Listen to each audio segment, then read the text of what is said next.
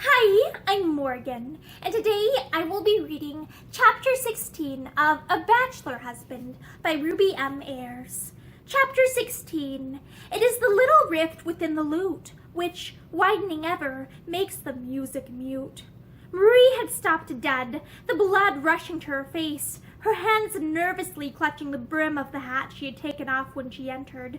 Chris was almost as embarrassed as she. He colored to the roots of his hair and laughed awkwardly. So, you've got back, Marie Celeste? Yes, and the dreadful pause fell again.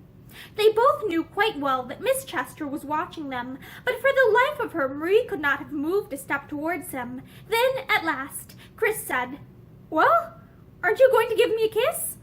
He was terribly nervous, which partially accounted for the lightness of the words, but Marie read no meaning into them, except the old dreaded indifference, and she turned her face away when he bent towards her, so that his kiss fell on her cheek. "You look very well," he said, because it was the exact opposite to what he was thinking, and Marie said, "So do you," as she moved over to Miss Chester as if for protection, and sat down on the arm of her chair.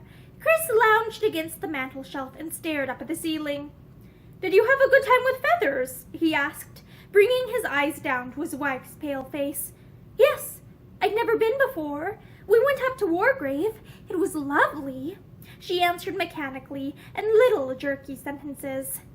"We had some good times camping out years ago," Chris said. "It's all right if the weather holds." "Yes," said Marie. She looked at him with brown eyes that were merely critical and no longer slavishly adoring. He was handsomer than ever, she thought, but the wonderful feeling of pride in him had gone. She could admire him almost with indifference. "It was queer, you meeting Dorothy," she said with an effort, and Chris said, "Yes, the world is a small place." "I told her that I was sure you would be pleased to have her to stay any time she liked to write and fix it up," he added. "She plays a fine game of golf, but I beat her in the end." She was always good at sports," Marie said mechanically. Miss Chester gathered up her knitting and said it was time she went to bed. It was infinitely pathetic to her, because both Chris and Marie immediately protested that it was still quite early, and that surely there was no hurry. But she persisted and went off to her room. There was an awkward silence when she had gone. Chris lit a cigarette and forgot to keep it alight. "I've brought you a bracelet," he said abruptly. "I hope you'll like it." He took a little box from his pocket. "I got it in Edinburgh coming down. I thought it was rather pretty." He held the case to her. "Well, don't you want it?" "Thank you, Chris. Of course I do. Thank you very much." She opened the snap and gave a little exclamation of pleasure. The bracelet was designed like a wreath of small water lilies, the petals made of platinum, with a diamond in the heart of each flower. It's very pretty," she said. "Thank you so much." But she made no attempt to take it from the case or slip it on her wrist, and with a little impatient movement he took it from her. "Come here," he said. "Hold out your hand." She did so, and he snapped the bracelet onto her arm. "It's very pretty," said Marie, but she did not dare to raise her eyes to her husband's face. The touch of his hand on her arm had communicated to her something of his old magnetism, and she knew that she was trembling in every limb. Then, suddenly, before she could guess at his intention, Chris had caught her in his arms and was kissing her passionately, bringing stinging patches of crimson to her white face and almost robbing her of breath. Then he held her at arm's length, his handsome face flushed, and his eyes very bright and triumphant. "You little iceberg! How dare you give me such a cold reception? I've been looking forward to seeing you, and you calmly go out as if I didn't exist. Why, what's the matter, Marie Celeste?" He seemed suddenly aware of the strange expression of her eyes. His hands relaxed their grip, and she twisted herself free. She had felt his kisses to be an outrage. She knew that he did not love her, and that this sudden burst of passion was worth nothing at all. There was something akin to hatred in her eyes as she raised them to his abashed face. "Please never dare to do that again," she said in a voice that was all the more intense for its quietness. "I've never bothered you, or asked anything of you. You have gone where you liked and stayed away as long as you pleased. You always can, but in exchange I expect you to allow me the same freedom." Chris flushed scarlet, but more with surprise than any other emotion. That she should dare to speak to him was the biggest shock of his life. For a moment he could find no words. Then he broke out savagely. "Someone has been talking. Someone has been setting you against me. I felt that you had changed directly I came into the room. Who is it? Tell me who it is." She smiled contemptuously. "I've hardly seen anyone except Aunt Madge's friends and your own. And if you think they have any reason to speak against you, it is no fault of mine." He broke in passionately. "It's that young devil, Atkins. I knew he was keen on you. Marie." He caught her by the arm, swinging her round to him as she would have turned. He caught her by the arm, swinging her round to him as she would have turned away, his eyes searching her face with bitter suspicion. "I suppose you've forgotten that you are my wife?" he demanded. She looked up. "If I have, it isn't for you to be surprised, seeing that you have never once troubled to remember it." "Marie, what do you mean? It was your wish?" he stammered and broke off. Then, all at once, he turned away with a little harsh laugh. "What a nice homecoming! I wish to God I'd stayed away." "You would have done so if you'd wanted to," Marie said quietly. She waited a moment, but Chris did not speak, and she moved towards the door. "I am tired, and I dare say you are. Good night." He did not answer, and she went silently away. Chris stood with his elbow on the mantel-shelf, staring down into the empty grate. His pride, if nothing more serious, had received a nasty blow. He had come home quite happily, having had the time of his life, had looked forward to seeing Marie Celeste, had planned all sorts of things for her amusement, and, incidentally, his own, in the future, and this was the reception he got. He bit his lip savagely. What was the explanation of it all? She had always been so docile and devoted. It turned his blood to white heat to think of the apathy with which she had received his kisses. Kisses that had been meant, too. His face darkened. It was the first time in his life he had ever known the slightest desire to kiss any woman, but she had looked so provokingly pretty in her white frock. Chris swore and lit another cigarette. It would be a very long time before he troubled about her again, he promised himself. He would have been furiously indignant had anyone told him that it was Marie's indifference that had fired his imagination, and awakened the desire to rouse in her some show of affection. It was not exactly pleasant to remember the years that were gone, through which she had so faithfully adored him, and contrast them with the steely feeling of her lips beneath his, and the resistance of her slim body in his arms. Who was responsible for the change? He sought for it in everyone but himself. He was the most suspicious of young Atkins. He was near Marie's age, and had from the first shown a ridiculous interest in her. It was odd that he never seriously considered Feathers. Feathers was his friend and disliked all women. Any attention he had shown to Marie had been out of ordinary courtesy, nothing more.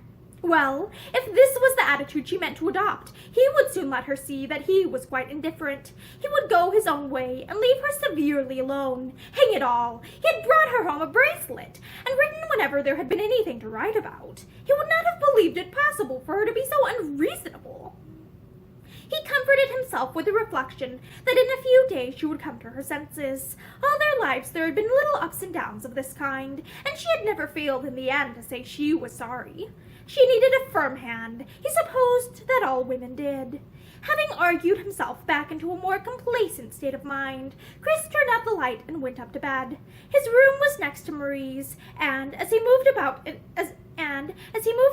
in his stockinged feet, once or twice he was sure that he heard the sound of stifled sobbing, though whenever he stood still to listen, all was quiet again. Once he even softly tried the handle of the communicating door, but it was locked, and he frowned as he turned away. She had been so different that Sunday afternoon when he asked her to marry him. It gave him an unpleasant twinge to remember the shy radiance of her face. He was very sure that she would not have repulsed him then, had he taken her in his arms and kissed her. And his mind went back again to young Atkins with angry persistence. Young cub! If he had been making love to Marie Celeste, he would break his neck for him. With singular blindness, he believed that the surest way to put things right between himself and Marie was to ignore the fact that anything was wrong. When they met, he was always smiling and cheerful, but he never asked her to go out with him, never showed the slightest interest in what she did, or how she spent her time. Miss Chester looked on in troubled perplexity. She loved them both, and did not know with which of them the real fault lay. She was afraid to ask questions, so matters were just allowed to drift, and whatever battles Marie had to fight, she alone knew of them. She spent a great deal of her time with Miss Chester. She drove with her and walked with her, and patiently wound wool for the knitting of that interminable shawl. She had not seen Feathers since the day on the river, though she knew that he was often with Chris, and her heart was sore at the loss of her friend. She missed him terribly, though their companionship had only lasted a little more than a week, and it hurt her inexpressibly to hear the casual way in which Chris spoke of him. Feathers had been on the Randan. Feathers had lost 60 pounds at poker. Feathers had to be taken home from his club in a taxi. Miss Chester looked up from her work. "Chris, what is the Randan?" she asked. Chris laughed, and it was Marie who explained. "It's a slang word for dissipation, Aunt Madge." Miss Chester said, "Ho!" in a rather shocked voice, adding slowly, "I should not have thought Mr. Dacre's a dissipated man." "Nor I," said Marie. "You don't know him as well as I do," Chris said, "and, by the way, I'm golfing with him on Sunday." Marie looked up. To lunch at the load of hay?" she asked quietly. Chris raised amazed eyebrows. "However did you know?" "I went there with him once. We motored out, and Mrs. Costin gave us lunch." "You never told me." "I forgot. We met Mrs. Harriet there." "Yes, so Feathers said. We're going to fix up a foursome with her." "Why don't you go too, Marie?" Miss Chester said. "The drive would do you good. You haven't been out in the car since that day Mr. Dacres took you on the river." "Yes, why not come along, Marie Celeste?" Chris said. I don't think I care about it," Marie answered. Later on, Chris tried again to persuade her. He had followed her into the dining room, where she was arranging flowers for the dinner table. "Why won't you come on Sunday?" he demanded. "Because I should not find it very amusing. I don't play golf, you know." Chris fidgeted around the room, jingling some loose coins in his pocket. "I suppose you'd go if Feathers asked you," he said suddenly, so suddenly that the hot color flew to Marie's face. "I don't know what you mean," she said steadily. "I mean that from all accounts you were with him every day before I came home." "Every day? When he was in Scotland with you for a month." You split straws," he answered irritably. "You know quite well what I mean." "He took me motoring 2 or 3 times. I was glad to go. I had not had a very exciting time." "You could have had friends to stay with you." "I asked Dorothy Weber, and she refused." Chris colored a little. I should not imagine that she is your sort anyway," he said offhandedly. "She was my best friend at school." Chris took up a book and threw it down again. "Well, will you come on Sunday?" "No, thank you." He caught her hand as she passed him, and his voice was hoarse as he asked, "Marie Celeste, what the devil have I done to make you hate me like this?" He had not meant to say it. He had intended to maintain his dignity and indifference until it conquered her. But instead she had conquered him, and now there was a passionate desire in his heart to see the old shy look of adoration in her eyes, and set the blood fluttering in her pale cheeks. She gave a little nervous laugh. "I don't hate you. Don't be absurd, Chris. Let me go. I want to finish these flowers." You can go if you will promise to come with me on Sunday." She looked up.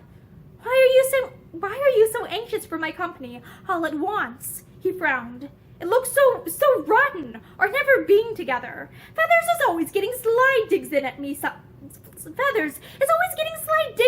about it, and it isn't as if there is any real reason. We have always been good friends, Marie Celeste, until lately." So it was not that he wanted her. It was just that Feathers had commented on the fact that they were so seldom together, and she knew how Chris hated to be talked about. She thought of Feathers with a little heartache. It seemed an eternity since she had seen him or felt the strong clasp of his hand, and quite suddenly she made up her mind. "Very well, I will come." Chris brightened immediately. "Thank you, Marie Celeste. I shan't tell Feathers. It will be a pleasant surprise for him." There was a little sneer in his voice, but Marie took no notice, as she went on arranging the flowers with hands that were not quite steady. She did not expect to enjoy herself by accompanying Chris. She hated Mrs. Harriet, and she knew and she knew she would feel out of everything and unwanted, and she knew this had been the determining factor. She would see feathers. She wore her prettiest frock on Sunday and turned a deaf ear to Miss Chester's lamentations that it would be ruined. "The roads are so dusty. Wear something that can't be spoiled, my dear." "I'll take a cloak," Marie said. She was conscious of a little feeling of nervousness as she drove away with Chris. I'm going to pick feathers up at his rooms," he said. "He's got rooms in Albany Street, you know." "Yes, he told me." Her heart was beating fast as they drew up at the house, and she kept her eyes steadily before her as Chris left the car and rang the doorbell violently. It was opened by Feathers himself, ready to start and with his golf bag slung over his shoulder. 10 minutes late, you miserable blighter," he began, then stopped, and his face seemed to tighten as he looked at Marie. "How do you do, Mrs. Lawless?" He went forward and shook hands with her formally. "This is a pleasant surprise," he said quietly. "Well, don't waste time. Get in." Chris struck in bluntly. He took a seat again beside his wife and drove on.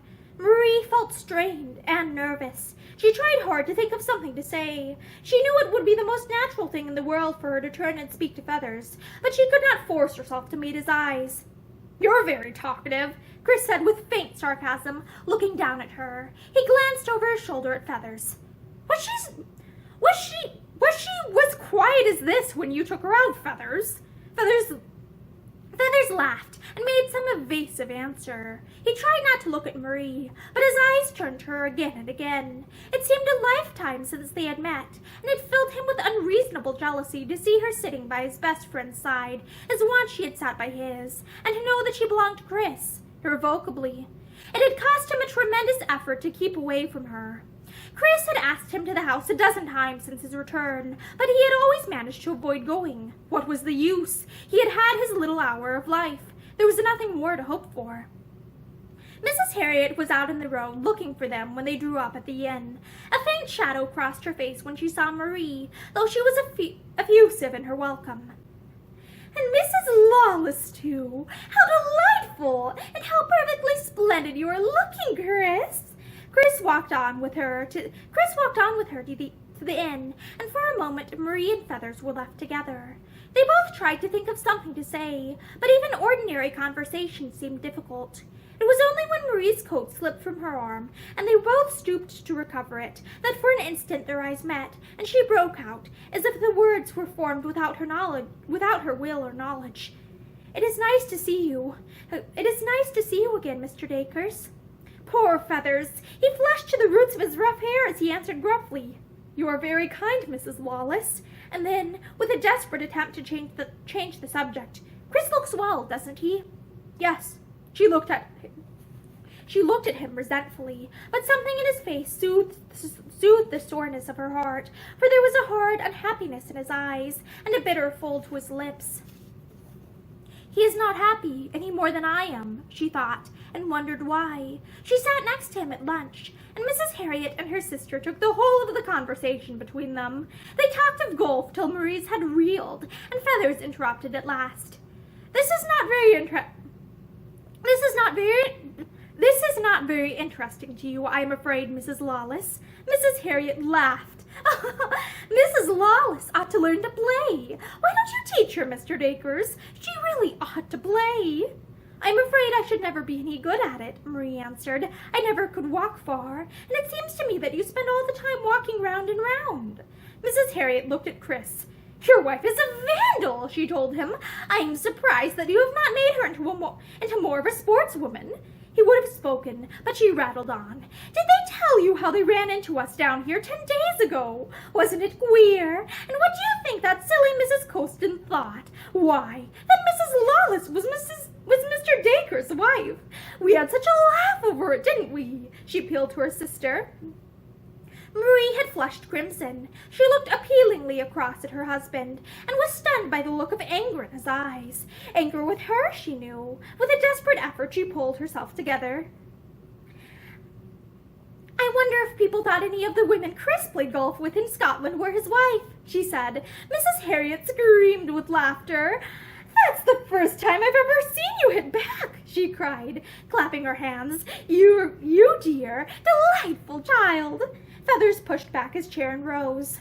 Are we obliged to waste all the day here? He asked. I thought the main object was to play golf. Mrs. Harriet followed him with alacrity, and her sister glanced at Marie. What are you going to do? She asked. You'll find it very tiring walking round with us, I'm afraid. The sun is so hot. I should like to come, Marie said. You would like me to, wouldn't you, Chris? My dear child, please yourself and you will please me. He tried to make his voice pleasant, but to Marie, who knew him so well, there was an underlying current of angry bitterness. Was he jealous because of that remark about feathers, she wondered, and laughed at herself.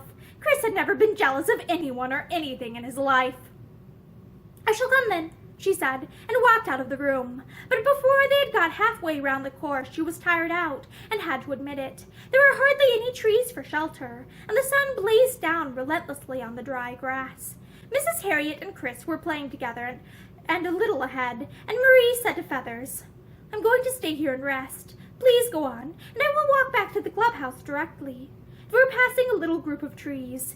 It will be cool in the shade here, she added. Mrs. Harriet's sister called to them. Now then, you two, what are you waiting for? You'd better have my coat to sit on, Feathers said. Yes, I know it's hot, but there are heavy dews at night, and the grass may be damp, and you don't want to take any risks. He had been playing without his coat, and he handed it to her before he went on to join his partner. Marie sat down in the shade. Her head ached, and she was glad of the rest. She let Feathers' coat lie on her lap listlessly. What did it matter if she caught cold or not? Certainly nobody cared what became of her. The others had gone on over a rise in the ground and out of sight before Chris noticed that Marie was not with them. He called out to Feathers, Where's Marie? She was tired. She is going back to the clubhouse when she has rested. Mrs. Harriet laughed as she walked on by Chris's side. Mr. Dacres is very devoted, she said softly. Devoted? Chris echoed the words blankly. Devoted to what? He asked. She raised her eyes and lowered them again immediately. To your wife, I mean, she said. To my wife? She gave a little affected laugh. My dear Chris, don't pretend to be surprised when everyone down at the hotel noticed it, even on your honeymoon. Why, Mrs. Lister even asked me which of you was her husband, you or Mr. Dacres. So silly of her, of course, but it shows how people notice things. You know, I always think that when a man dislikes women, as Mr. Dacres has always professed to do, in the long run he is bound to be badly caught. Chris turned on her furiously. I think you forget you were speaking of my wife, he said. She flushed scarlet. My dear boy, I meant nothing against her. I know as well as you do that there's nothing in it, on her side at all. I only meant that Mr. Dacres is my friend. I would rather not discuss him if you have no objection. She saw that she had gone too far, and relapsed into silence. They both played badly for the remainder of the game, and lost the match. They were rather a silent party as they walked back to the clubhouse. Feathers looked round quickly. Mrs. Lawless is not here, he said to Chris. Chris threw his clubs into a corner. No, I'll go and find her, he said, and walked out again into the sunshine. And that is the end of, I believe that is the end of chapter 16 of A Bachelor Husband by Ruby M. Ayres. Thank you for listening to this chapter with me, and I hope that you have a great day. Bye!